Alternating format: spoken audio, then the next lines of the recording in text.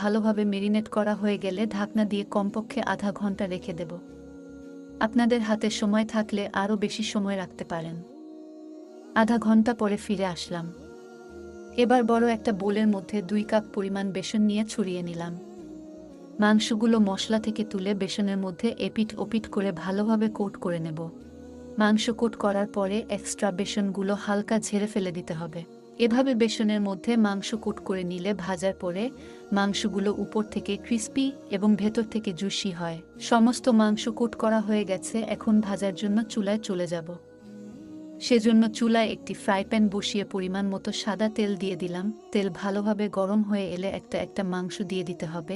2 minute পরে চুলার আঁচ মিডিয়াম করে দিতে হবে। তা না হলে উপর থেকে মাংস খুব দ্রুত ব্রাউন কালার হয়ে যাবে আর ভিতর থেকে মাংস কাঁচা থেকে যাবে।